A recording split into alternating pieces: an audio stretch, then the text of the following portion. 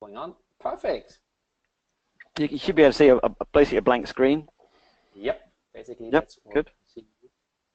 I'm fine Okay, there. so I don't know if anyone else is coming. I've just got to look following the WhatsApp thing. Enho turned up, so. Can we give it another minute there or so?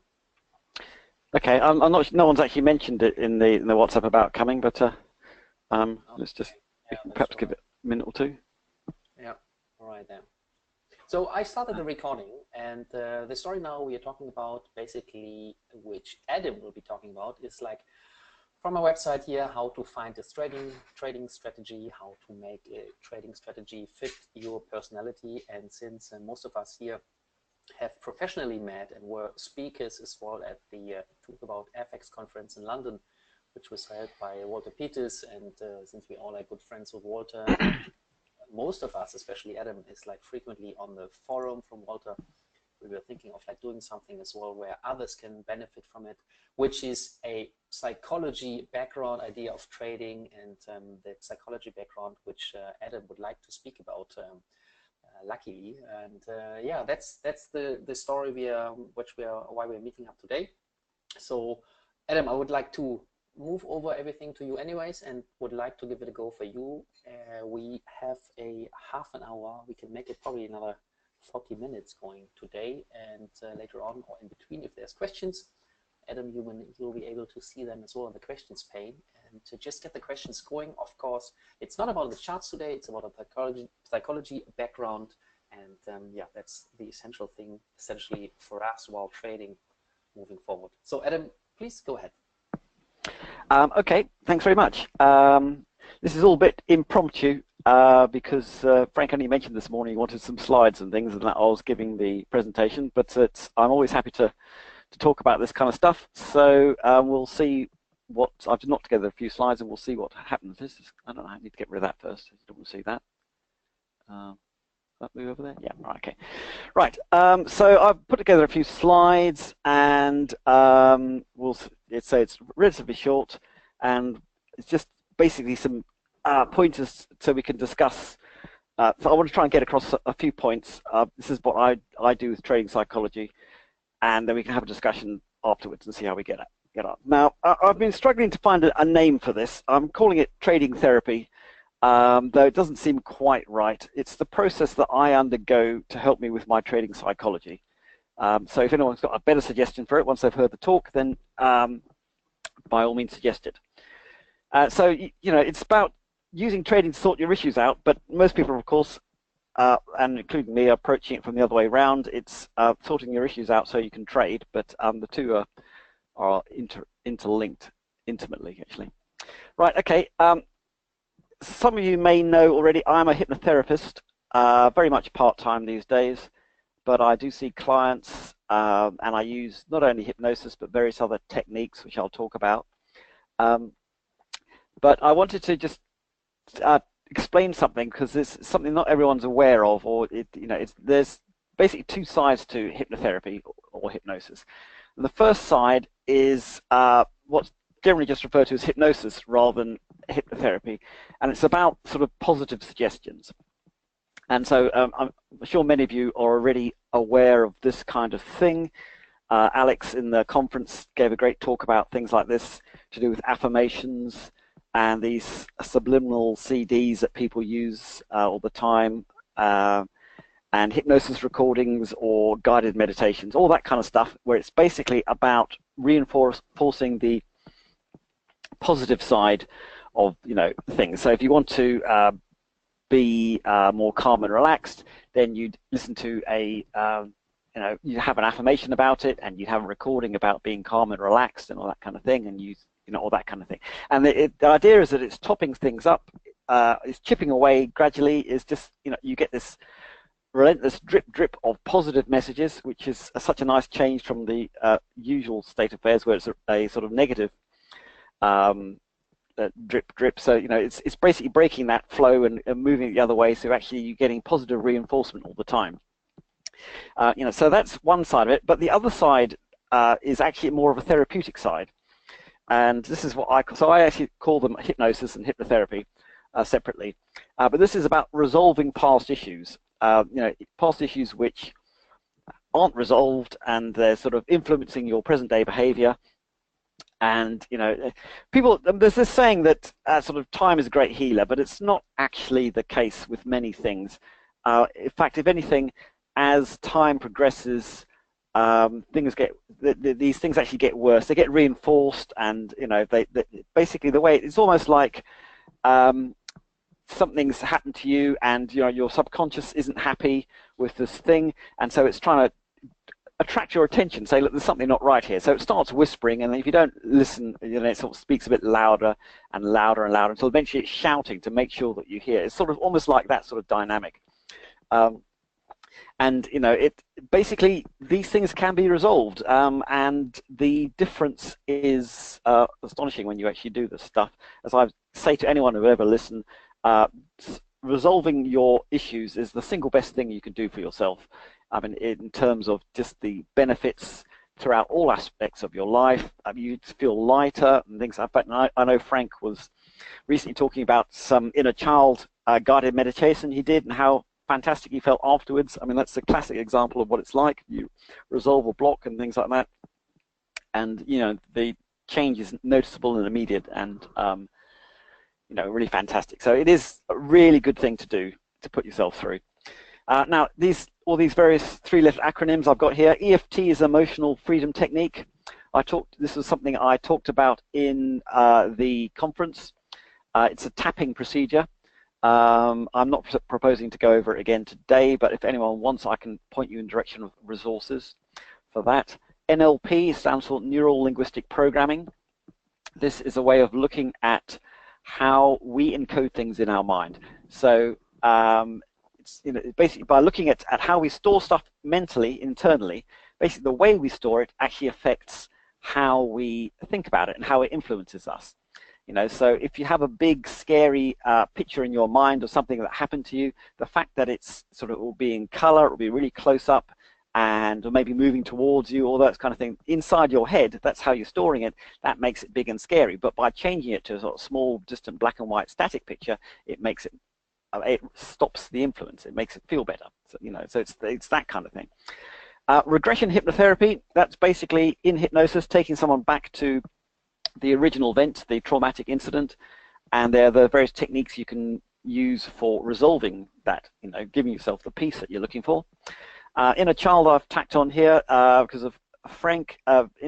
Inner child is a way of doing, in regression therapy, hypnotherapy, one of the things you do is inner child work, but you don't necessarily have to use the hypnosis, and Frank had a great guided meditation about doing that. So all that is about resolving past issues. So the point about this first slide is that there's two approaches to this stuff, and they're complementary, and I recommend doing both. The sort of positive stuff is fantastic. Since Alex's talk, I've been doing affirmations on a daily basis, and I've got my wife doing them as well. She's really noticed how much better she feels as a result of doing it. But also the resolving past issues is a fundamental part of my life. I'm forever doing this, particularly for my trading, which is what I want to actually go on to talk about here. So that's what I'm going to try and explain next, is how I approach this. All right. Yes. One other thing I was just going to mention is sometimes when you're doing positive affirmations or this positive stuff, the fact if you've got an underlying issue to do with something, like not feeling good enough, and you're doing affirmations all the time about how fantastic you feel and things, the two clash, and so you get this this clash really between the two. And sometimes you can find after a while of doing positive affirmations, you actually feel worse, and you think, oh my God, this isn't working. It's not actually the case. What it actually is it's resonated with some unresolved issue, and the issue is now surfaced, giving you a chance to look after it, to sort it out. So that's something to be aware of. Sometimes when you're doing this positive stuff, you'll actually get a sort of what seems to be a negative reaction, and that's actually a sign of progress. Right, psychology is the key. Can I just check, is the sound level coming through okay here? I just want to get some feedback before I feel like I'm talking to myself at the moment. It's just perfect, Adam. So Great. Good. yeah, Okay. you go on, and then maybe we talk about some questions I'm having about my past issues as well, possibly. Sure. If Sure. Okay. you want to go ahead. Yeah. Okay. Fine. That's what I check. So, say at the moment I'm just talking to a computer screen, and I could be talking to myself for all I know.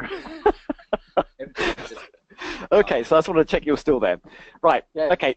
Psychology is the key. Okay. Now, this is a comparatively recent revelation for me. Okay. And there's a general rule in life that one of the best people for explaining something, the most zealous people for explaining stuff, are people who've only just learned it. Okay, so I'm very much in this category. So I want to talk about psychology and trading and how vital it is. Okay, trading. I contend that trading is ultimately all about psychology. It's far more about psychology than it is about the method or anything else. Okay, the reason is that there's two types of trading. I mean, if you're doing something mechanical, then your main psychological issue is just making sure that you carry on taking the next setup, come what may. So I mean, that's challenging, but it's not what I'm going to be talking about here. What I'm talking about is the kind of trading which many of us do, which is you've got a basic setup, but then you've got this filter of deciding whether to take that setup or not. Is it a good enough setup? You know, is the context right? All that kind of stuff. And so in that process, you're making decisions about whether or not to take your setup. And it's that filtering process of yes or no that is the bit that, in my opinion, actually makes the money. It's not the setup, you know, because if you blindly program that setup up and test it, in general, they don't make money. There are a few exceptions to that. You know, the kind of stuff that Darren does where you're grinding out an edge, I'll explain who Darren is in a moment, but he basically does this very mechanical sort of approach, or just looking to catch those occasional breakouts when they happen and just keep riding them. But you know, if you're not trading like that, then it's, you know, for most setups, then they're on their own, you know, like a pin bar on its own. If you just blindly take every pin bar, you're not going to make money from that, right? And it's all about the context, where the pin bar is. And it's that filtering process, is that making the decision that is the bit that's making you the money, okay? So it's not your setup. That's the first thing you've got to realize. So the most important thing in your trading is actually your psychology rather than your setup, okay? Now, I'll take myself as a case in point. I've always been very good at coming up with setups and patterns and rules. I mean, that's been my job. Some of you may know that I worked for the Tudor Group for 10 years, and, you know, my job then was coming up with setups and testing them and things like that, and we managed a large trend following strategy. We had sort of 800 million peak under management there. So, you know, I'm good at that. But in terms of my personal trading, I could never make it work. And I've journaled this in the forum, and some of you may have read my journal. And, you know, it's been a long series of going around in circles, basically. But you know, what it was my psychology letting me down, okay? And it's only when I finally realized this, this statement, can I highlight things? No, I can't. Oops, I've done the wrong thing. Right, go back here. It's this line here. It's about the filtering process, making you the money. It's only when I finally realized that and thought, right, I am going to sort it. It's my psychology will bust, you know. That's when I started making progress.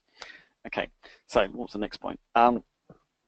Yeah, the thing about trading, okay, not only is this filtering process really important, but it's also trading challenges you on so many levels. It's, you know, it's in terms of activities that we can do, it seems to be one of the hardest, most challenging things for whatever reason. You know, if anyone has got any issues to do with money, and I certainly hold my hands up on this front, you know, it challenges you on that. Success and failure are deeply rooted in the whole trading things. If you've got issues to do with that as well, and again, I hold my hand up on this. Fear or greed, you know, fear of, for me, one of my issues is having fear of having stuff taken away from me that I've got. So I'll talk about that. Self-esteem is another one. I'm listing all my issues here on this. So self-esteem is, you know, I realized that I have intimately bound up my self-esteem with my success and failure in trading, which is a terrible thing to do to yourself, because the truth is, even if you're trading in a professional manner, you know, you will have losing streaks, and it's down to market conditions and things, and you know, so to hang your self-esteem on that thing is a terrible thing to do to yourself.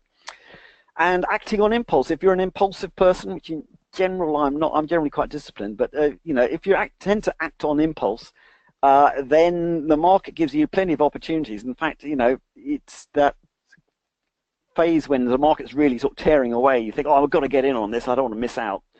That's another one, fear of missing out. You know, that leads you often to buy at the top and sell at the bottom, sort of thing. So, you know, trading can really challenge you and push your buttons in so many ways, to do with, you know, all these things and more. We could make an endless list of these kind of things, but those are the ones that I came up with this morning.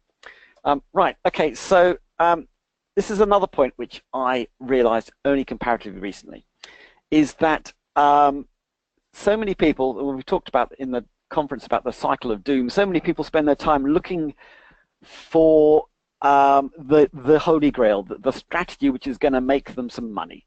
And finally, you know, and I am guilty of that as anyone else.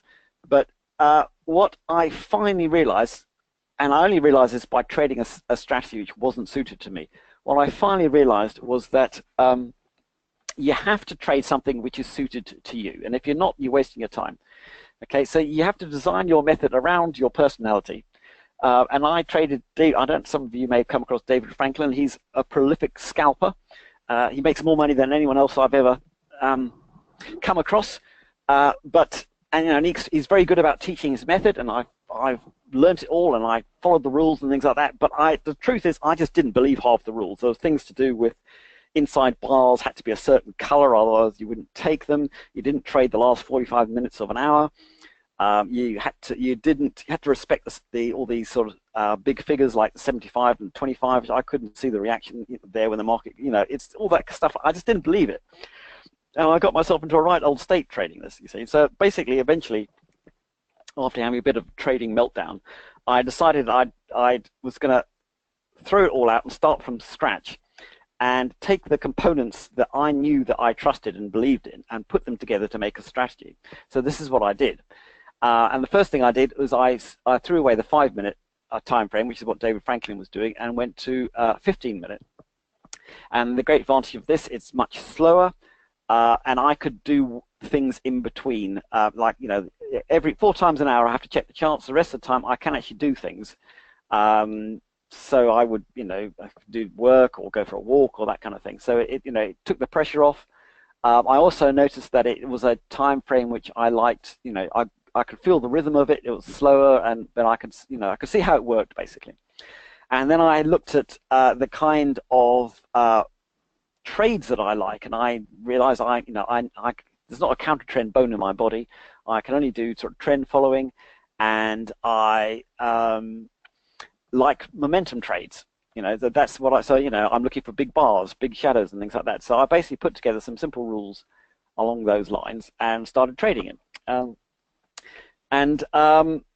I'm very happy doing that now, and I have losing periods, but I will stick with it because it's been designed by me for me. So this is something that came up this morning in Frank's morning call. Is about know your weaknesses and build in. This is one of the things that I built into my approach, and then afterwards I realized that there was a good reason why I built it into my approach and why it was working for me. Is that one of my issues that I think I mentioned is my fear of giving back money once I'm in a trade. And what this tends to do is I tend to take profits too quickly, and rather than letting them run. And I firmly believe that one of the edges in the market is the ability to let things run a bit more than you otherwise would. You know, it's those moves that just keep on going. And so, but one of the rules I'd come up with in my bespoke trading was about how I manage my trades, and that I have a fixed take profit, which I decide before I'm in the trade, and I have a trailing stop. And basically, once I'm filled, I'm not allowed to do anything. I'm not allowed to touch that in any way. And I did have a couple of weeks ago, I had a bit of a weakness where I actually said, okay, well, I'll let myself take profits if it's just a little bit before my TP. And then I kept tally of how much that cost me doing that, because I did it a few times and it was, you know, quite a good week, and it cost me 1.5%. You know, it cost me almost, I made 1.5% that week, and I would have made 3% had I actually not done that. And we're only talking about a few pips here and there, because short-term trading, you know, it's a few pips is quite a big percentage. So that was a real revelation. So, you know, my number one rule now is I'm not allowed to touch it. And I don't care if it comes within 1 pip or half a pip of my TP and turns all the way around. I'm not allowed to touch it, you know. And it's that, you know, now other people are going to have different weaknesses. But I think it's a key thing to do when you're designing your trading strategy is know your weaknesses, and then build some rules in which, you know, counteract that. You know, and for some people, your weakness might be something different. It might be being very impulsive and taking trades when you shouldn't do. In which case, maybe you want some hard and fast rules about how you get into your trade, but maybe can be more flexible about how you manage the trade. So, you know, you need to know yourself first before you can do this. But I only realized in hindsight that I'd happened to have built in something which exactly complemented one of my many psychological weaknesses. Right. Okay, so trading therapy. As I said, I'm trying to come up with a better name for this, so I'm open to suggestions, but this is my working title at the moment. And this is the process that I use. When I started, so I built my strategy from the ground up, and then basically my one goal to start with was nothing to do with profits or pips or anything. It was to do with my psychology, okay, and to do with this process I'm about to explain to you. And, you know, a successful week was if I'd stuck to this process and maybe resolved some issues. And you know, and basically what's happened is I've been doing this process, and gradually the psychology's improved, and as it happens, the pips have improved tremendously. You know, I've had quite a good month actually. I'm up 8 or 9% or something like that. I haven't quite added it up, but it's all down to psychology. It's not, as I say. So this is, let me see if I can explain this process. Now, if you remember, there was two sides to things. There was the positive suggestions, and then there's the therapy side. This is very much approaching things from the therapy side, though. Having said that, you should always be using positive suggestions as an ongoing process anyway, in my opinion. So I'm, you know, doing my affirmations and all that kind of thing. But this trading therapy is more, you know, the word therapy is in there because it is actually about the therapeutic process. Okay, so if I can describe the process. Okay, the first thing you need to do is to be hyper aware of what's going on inside you as you trade. Now, I happen to think that short-term trading is better for this than long-term trading. Again, we were discussing this morning in the call. But the reason being that it is much more emotional, and as Walter says, it's quite an addictive process, and, you know, psychology matters. So it is, I firmly agree with what Walter says. It's far harder to do short-term trading because of that. But on the flip side is, because the psychology is so much more acute, it's great if you're trying to sort of see what's going on in your mind in terms of your trading. So this, you know, so from that perspective, short-term stuff is really good because you can see what's going on. Okay, so the first thing is to do, you've got to be hyper aware of how you're feeling when you're trading. Okay, so, you know, if you're about to take a trade setup and you feel this sort of, oh yes, I'm keen to do it, and, you know, oh, I've got to get on this or something, you know, you should be aware of it and think, well, hang on, that sounds a bit impulsive to me. You know, if what you're looking for is, yep, this is a perfect setup, I've got to take this. You know, that's what you're looking for. You know, rather than, oh, can I fudge this or make it, or alternatively it might be, oh God, this is a great setup, but I really don't want to do it, I'm feeling scared. You know, whatever it is, you need to be hyper aware of what's going on inside you. That's the first. If you can't do that bit, then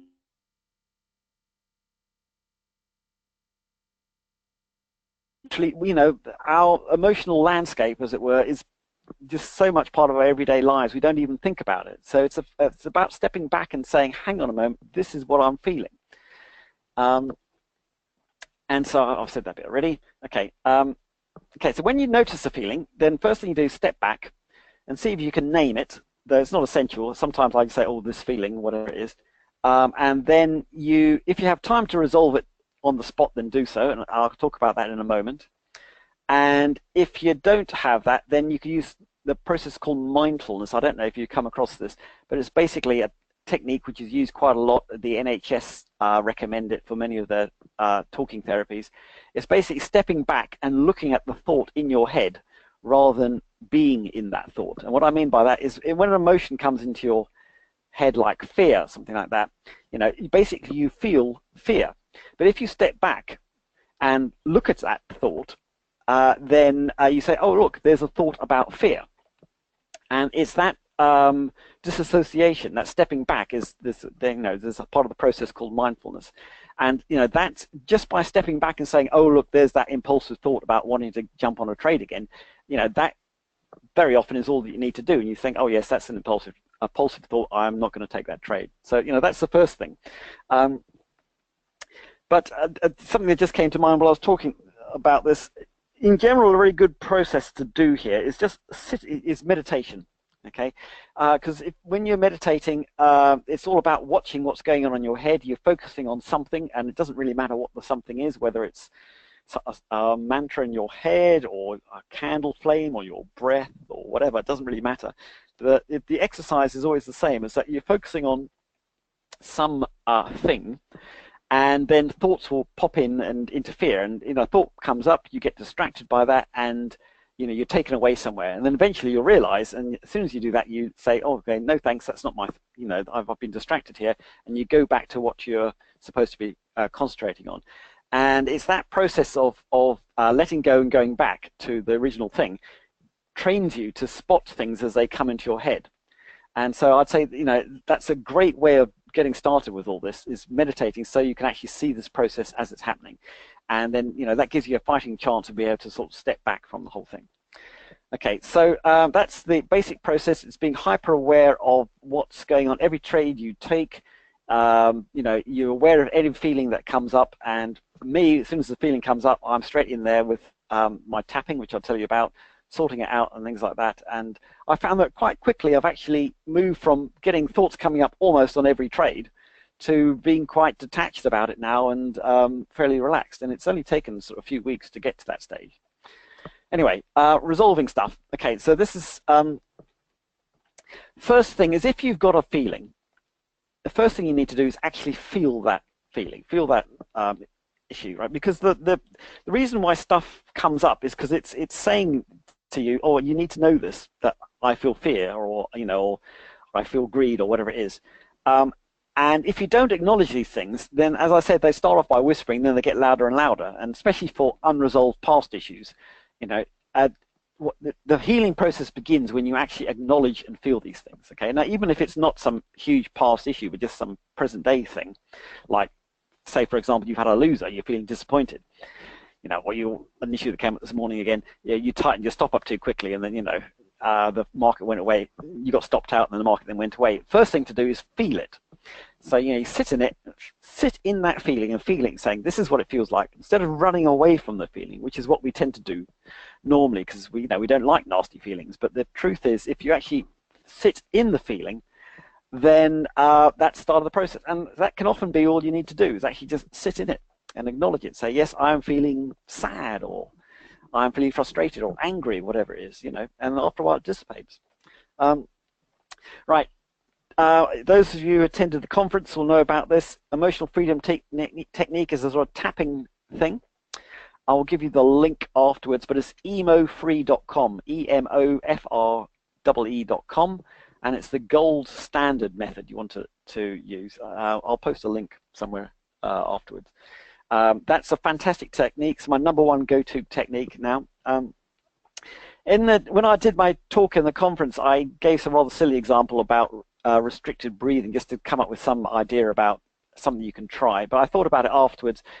EFT, in order to use that, you really need a feeling going on, a strong feeling that you're actually experiencing at the time. That's the best way of doing this. Now, if you've been doing it for a while, such as I have, it can be quite subtle, and sometimes it's so subtle that it's just a little nuance. I can feel there's something quite still there. But, you know, basically, if you want to see how this works and see that it does work, because it does, then you want to start off, you have some strong feeling there, and then you tap it and you watch it change and disappear before your eyes, or whatever the emotional equivalent of eyes is. So that's my #1 go-to thing. NLP, fast phobia technique, is a great way of resolving a past issue. I've post, again, I'll post some links about that afterwards. All sorts of NLP techniques. It's a fascinating thing to learn about. Inner child work, if you can access it somehow, and maybe Frank will share that resource, that's another great way of resolving these things. So I'll just go back. Or the other thing is if you can do it, is hypnotherapy, or seeing a therapist or something like that, or talking to people about it as well. You know, if you actually have someone you can trust to talk about these issues, then that's a great way of getting this thing started. Right, being in therapy. What I mean by that is once you really start this process of exploring, going into stuff, and many of you who've done Walter's You Get What You Trade For course, you will know about this. Once you start going within and really asking yourself, why do I feel that? How do I feel and why do I feel that? Then stuff starts to come up, and it can be quite an, excuse me a moment, quite an emotional experience. And you can actually feel far worse for a while, you know. And the reason for this is you've dredged up old stuff which has been lying there, you know, influencing you quietly in the background for a long time, and suddenly you're actually aware of it again. And so it does feel like you're feeling worse to start with, and this is part of the therapeutic process. You may become more emotional, and this is it's good to see what you be aware of that, and also what's triggering it, because that's a clue of what you're looking into, especially if it's some past issue that you're looking into, and you find yourself overreacting to a present day situation. That's often a clue that it's actually resonating with this underlying issue. And yes, the thing to remember is these may be old feelings that you're dealing with rather than just present day feelings, and that is actually what you're after for the therapeutic process. Right, a few resources. I should have put the link in here. But anyway, Walter's You Get What You Trade For course. That's a great starter for those of you members of the forum. Support groups are great. I've talked briefly about setting up some kind of support group. I've done over the years various ones of these things. It's a very unusual, interesting experience. I got a certain hint of it when you have a gathering of people together in some kind of group, like at the conference, for example, you know, and all like-minded and all supportive and nurturing. You get this sort of buzz and things like that, and it's like that with these support groups, except it's all about sort of exploring your inner feelings and things.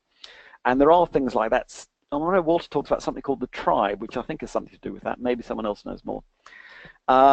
Recordings. So various, I've shared my hypnosis recording, and Frank has his inner child stuff. There's all these sort of subliminal recordings that Alex and Clint are into, and everyone else.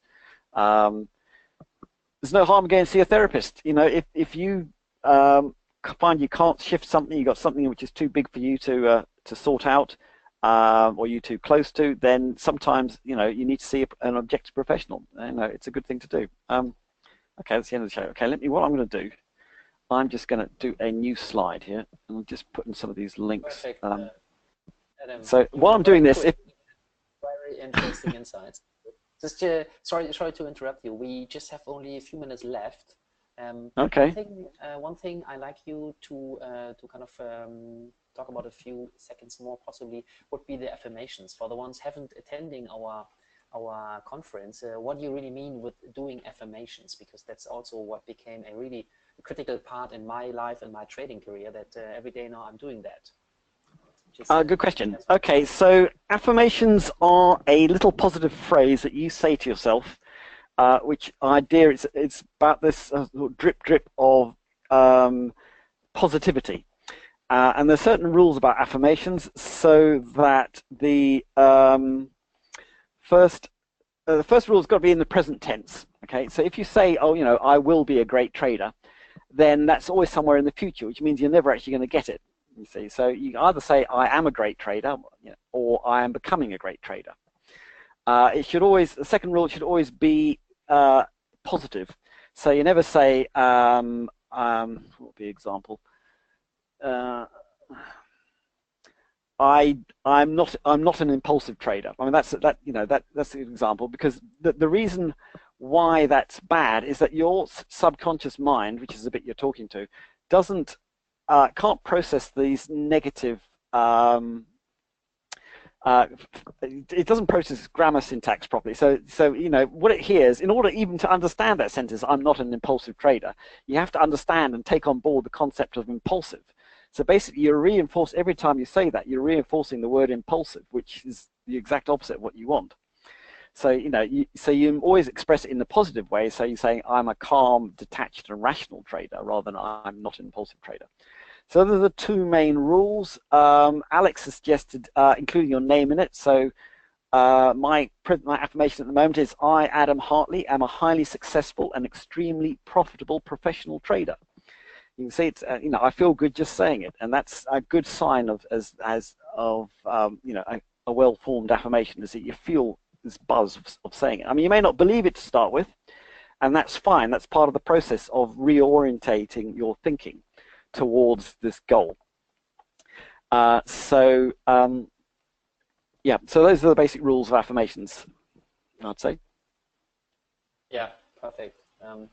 The little story I would like to share as well about the childhood thing, and then we should really come to an end, because the guys were like reminding me that in about 5 minutes they're going to start with the other webinar, was the inner childhood thing, which you've just mentioned as well. I was reading a book in German language, unfortunately only, from a German guy called Robert Betz, and he's just giving lots of ideas, insights, and about the inner peace, or the peace and the way on loving yourself you're having when growing up as an adult, is like you having some certain unresolved issues as being a child, possibly, which you most likely are not even aware of, right? So, and how that affects your trading can be, and is, as you were mentioning as well, Adam, very crucial. So I was doing like a meditation which took about 45 minutes moving forward, and then within that meditation I found a few little issues, and essentially I had to kind of imagine some 3 situations, me seeing myself as a little boy, and those were situations where, in looking backwards, was nothing where I was saying like, oh, that's very important for me, but it were important, and because afterwards, after that, doing that meditation, I felt really light and easy, which totally lasts until now,